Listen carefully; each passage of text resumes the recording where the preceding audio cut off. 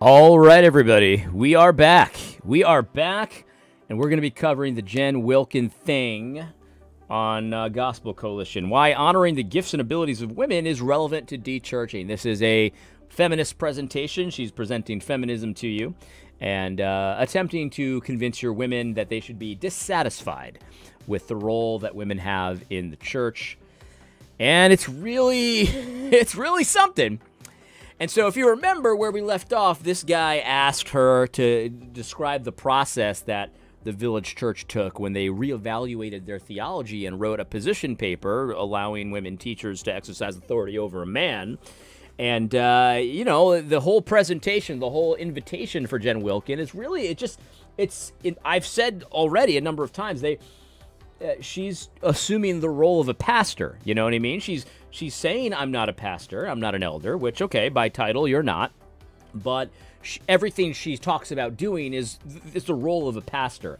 And this guy just asked her to take us through the process of writing this paper. So let's just see how intimately involved Pastor Wilkin was in changing the theology of the village church to allow women to exercise and teach and exercise authority over men, because that's what they did. Let's go. Well, the process of writing the paper was a process of 2.5 years. And it was a paper that was written in the elder room with the help of a couple of non-elders and 2 female staff. I was one of those female staff members. And the first thing... So this is interesting. So, and I had not watched this prior to what I was saying. But if you remember the very first episode, I said, everything she's saying, we did this, we did that. If you ask someone who in the church reevaluates theology, who reevaluates their practice, who decides these things, it would be the elders, it would be the pastors. That's what I said. And so she's assuming that role for herself in this presentation. Well, here she just come out and says it. We did this in the elder room, and guess who was there? Your girl Jen Wilkin was there. We were non-elders, but we were there. We were moving. We were shaking. We were leaders. We were doing what elders do. I've said this many times on the channel, and I will say it again. There's more than one way to be an elder. You don't necessarily need to have the title to be usurping authority. That's the point of what usurping is. You are taking authority that you actually do not officially have. That's the point of usurping. Jen Wilkin is a usurper. And it doesn't matter that the men allowed her to do it. She's usurping because the scripture definitively does not allow her to do the things that she's doing. She decided to say, I'm doing it anyway. It's as simple as that. So that little, in seminary, I heard that they teach men that women are usurpers. Huh, can you believe it? As she's explaining her usurping. That we did when we realized that we had a problem and needed to rethink our practice, certainly, and go back and revisit our theology. This other staff woman, Caroline, and I asked for permission to go solicit anonymous feedback from the women on our staff about their experience of being employed at our church. And we guaranteed those women that they would not, their names would not come out. And this is that's a great idea. Send Jen Wilkin over there to solicit feedback. And definitely she won't be soliciting feedback, strongly implying you should be dissatisfied. Definitely not. There will be no shenanigans here. She's a scientist. She will do it in a scientific way. Let me be straight up with you guys. If you're a pastor out there and you hire Jen Wilkin to help you decide how to be a better pastor, go ahead and quit right now. I feel 100% comfortable telling you that. If you bring in Jen Wilkin to consult with you on how to be a better pastor, go ahead and quit right now. Because we were dealing with bad men. Like I said, these were the good guys. Every single one of the guys in that elder room is a good man. So we sat with these women, and they gave their feedback. And I'm not going to share it here, but it was heartbreaking. I mean, I will give you some examples. One was a woman overhearing another man saying he could never work with her because she was too attractive. One was that if a woman was driving the minivan in the parking lot on Sunday morning, then clearly she was unsubmissive to her husband if he was not driving. There were all kinds. And then we had a real culture where the men knew each other and loved each other deeply, but they would kind of like high five us. You know, it was like, oh, hey, girl. They knew us only a tiny bit, and so yeah, because one of the things, and so many comments came in on this one, because I asked why is it so important to these feminists to have deep emotional relationships with people of the opposite sex, and it's almost like what they're presenting is you can't possibly be doing the one another's, you can't be loving your neighbor as yourself, loving one another, things like that, unless you have a deep emotional relationship with someone besides your wife, a female besides your wife. That is so sick. That is so sick. That is a terrible idea. Do not listen to these crazy women. They are, and I got to be honest with you. There's a cynical part in me. I admit this is cynical. I'm not saying this is correct, but what I'm saying is, then what ends up happening is there's some inappropriateness, and then it's like, see, these men, these out of control men. I'm not saying Jen's doing that, but it's interesting how it just all lines up to their narrative, the one that they want to push. You got to have these very close emotional relationships with men that are not our husbands, and don't do that. If you ever listen to any advice from your boy AD, this is my advice. To listen to this one. You can just ignore me for the rest of the time. Please hear me. If you are a man, do not have deep emotional relationships with a woman besides your wife. Obviously, you know, your mother, your sister is different. Don't do it. Don't do it. That is a trap. Can a man hold fire close to him and not get burned? And that's I'm just telling you, your wife is all the female friend you need. Your wife is all the female friend you need. Go out there and get some guy friends. You know, do whatever you got to do. Do not have a deep emotional relationship with a woman. It is a trap. And because they had been told that this was admirable, that this was something desirable, and it made them honorable if they maintained a safe distance between them and us. And so we took that into the elder room, and we just read these women's feedback, and we grouped it according to categories. If a woman doesn't feel like one of the guys, that's a good thing.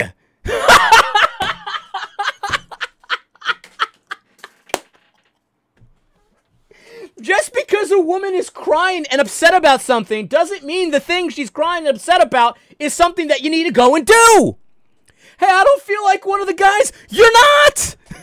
You're not one of the guys. I just don't get it. Am I missing something here? I feel like I'm taking crazy pills. You might say, AD, you don't need any crazy pills. Please don't take the crazy pills. You're crazy enough as it is. I can understand why you might say that. They just gave. She just said, I solicited anonymous feedback, and I heard some off-color comments, and the women were so sad and crying about it. Oh, and then one of them said, they only give me high fives. They don't have deep emotional relationships like they do with each other with me. It doesn't, just because a woman's complaining about something doesn't mean that it's legitimate, that you need to go and do that. Like, you need to now have an emotional relationship with this woman. That is a stupid, stupid, stupid idea. It is. It is. I don't know what else to say. If you're a woman and you're married and you're desiring a deep emotional relationship with another man, you need to examine yourself. I'm serious. I'm serious. You need to examine yourself. A lot of guys out there are scared of you. They're not going to tell you that. They're going to make it seem like you can't sin. You need to if you're a girl out there and you're married and you desire a deep emotional relationship with the pastor, one of the leaders at the church, I'm serious. You should examine yourself. That's a bad sign. Oh, I need to be in I need to be close to leadership. Yeah, a lot of women think that. A lot of women desire to be close to a powerful man. It's common. It's common. I don't know what else to say. I really don't. I mean, Chandler's probably not going to tell you, but I'll tell you. You need to examine your heart. If you're married, but you desire to be close to one of the leaders in your church, you need to examine your heart. I'm being serious. Listen, this video is lighthearted, jokey, I get it. I'm serious here. If you're a woman that's doing this, you need to examine your heart. You do.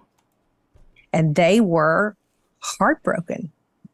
They were devastated because they were the good guys. And how could this be the case in their church? And this was not even addressing whether we were handling issues of abuse correctly. You know, when women were coming in and reporting they had a troubled marriage, it was actually an abusive situation. We've had to work through all of that as well. And what resulted from this paper was also a revision of our care philosophy around people coming in situations where they needed care for abuse. So it was a huge thing. But until the elder room knew it wasn't someone else's problem, that it was our problem, they weren't ready to do the hard work of changing. And so then we worked through a process of reevaluating all of the typical passages that you would think of when you think about this discussion, and trying as much as we could to get out of the echo chamber that we so often find ourselves in. All the men in that room were operating as women. And what I mean by that is that women often feel through issues, like serious issues. Because I'm assuming they had serious issues at this church. She said there was some kind of care issue, whatever. Women have a tendency of feeling through that stuff. Now, I'm not saying that women can't overcome that and think logically about things, because of course they can. But they have a tendency of getting real emotional about it first. There's nothing wrong with emotions. Men can be emotional, and men should be emotional. But men need to move past that. This is so standard in the woke church stuff that gets you all emotional, feeling bad for black people and Puerto Ricans and Chinese and whatever. And then they say, now you got to change. Now you got to do something. What a man needs to do is say, maybe, but maybe not. Maybe I do need to change, but maybe not. Because the woke church stuff, a lot of it's really sad. I remember I did a video about this girl who said that her church was racist because none of the white guys wanted to date her, right? None of the white guys, she felt ugly because none of the white guys would date her. And that's a genuinely sad situation. That makes me sad in my heart. It really does. But not because the church is racist and needs to change, because that woman has found her worth in all the wrong places. To her, she's not beautiful unless a white man will date her. And that is jacked up. She's messed up. And she needs to be discipled and taught and nurtured and cared for by people. You don't find your value in whether or not a white guy will date you. That's not the thing. But in this example, they were using, that's an example. The church needs to change. The church be racist. It's like, no. Maybe I need to change, but maybe I don't. And you see this often with the LGBT issue. It's like, I used to think that those passages where it says that you shall not lie with the male, as with a woman, it is an abomination. I used to think that was clear. It is clear. But I used to think it was clear, and then my son came out as gay. And now I realize that I was misinterpreting it the entire time. Everyone can see what you're doing. You're just allowing your emotions to get in the way. Something that women have a tendency of doing. You need to watch out in your church, because usurpers often come in that way. They come with emotional stories. They come with tears. And it's all a manipulation. It's all because they want you to change, and they've learned over time that the way to get their way is to cry. I'm serious. And to say my little heart is broken, and it's worked again and again and again for them, and so they keep doing it. Men, I'm sorry to say this, but you need to cultivate the ability to see a crying woman before you and to keep your wits about you. You can cry with her if you want. I'd recommend maybe trying to hold that back too if you want, depending on the situation, of course. But you need to collect yourself at some point. You need to collect yourself at some point. And you can empathize with that black lady who thinks that she's not pretty because white guys won't date her. And you can feel really sad. I remember when I heard that story, I was really sad. You know what I mean? But I was sad for that woman because of how twisted up she was on the inside. That's not a good place to be, because I know I've been twisted up on the inside, getting my value from all the wrong places. That's happened to me, and I know how I felt. I can imagine how that woman felt. So, man, when someone comes to you crying, you need to empathize and sympathize, whatever it is, whatever's the one you want to do. But you need to keep your wits about you. One of the things people don't like to hear in this conversation is that when you start to seriously evaluate your position, you will have to do a little bit of promiscuous reading. You will have to read counter arguments if you're going to make sure that your argument is one that you are feeling a deep conviction about. So we did that when we had conversations. There were a lot of very heated conversations. People did not all agree. And I will say that even when we got to the end of the paper, not everyone was in the same place on every single aspect of it, but it got to a point that they could live with and that we felt like we could operate under. And then we did something that I think was really important for our church in particular. One of the things I appreciated most was that my lead pastors, Matt and Josh, said, we are not writing a paper for everyone else. We are writing a paper for us. It is for our church. We will stand before the Lord and give an account for this church. So we're not worried about what everyone's going to think. And so we decided, rather than put it out with a big, like, hey, we wrote this paper, everybody come jump on it. We decided to just quietly implement it, so that by the time people were aware that the paper existed, we would have a beautiful practice that illustrated what the paper was pointing to. Nice spin, Jen.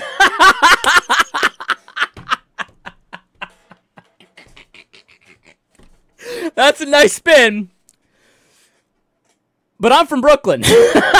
You can't get that one by me.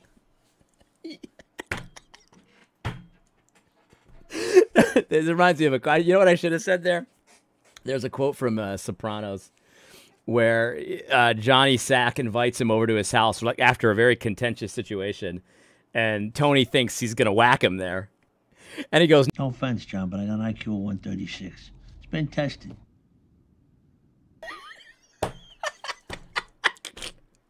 No offense, Jen, but I have an IQ.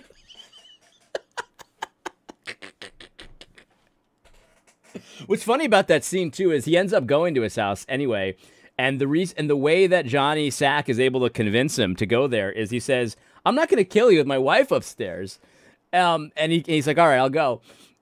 But that's not really a high IQ move, because what if he's lying that his wife was there? and by the way, he's a mobster. This is a mass murderer. Like, what's he going to care if his wife's up there?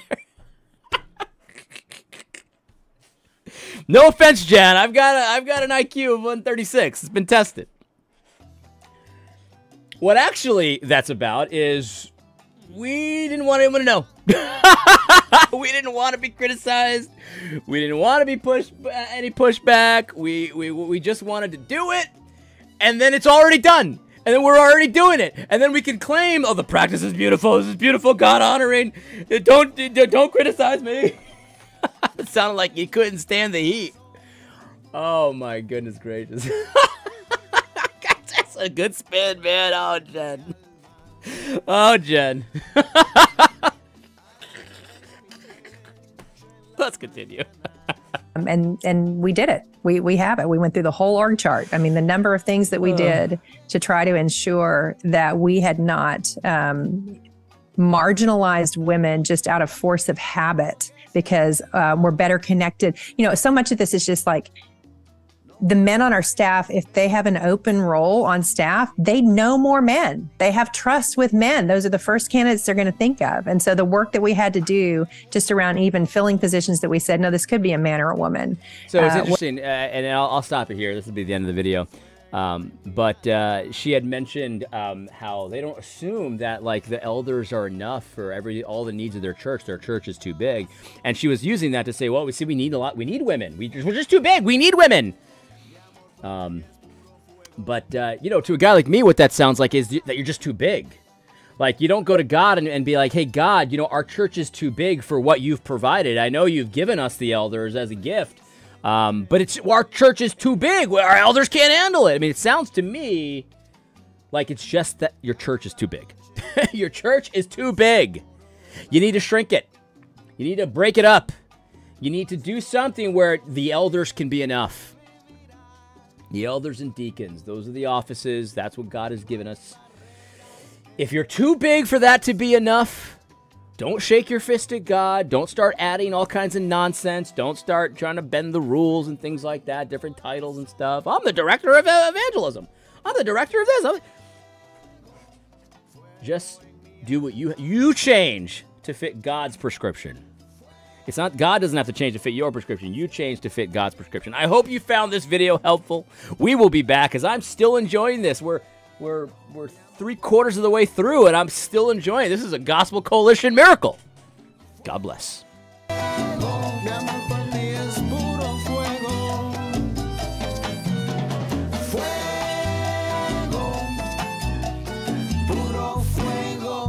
Mi amor por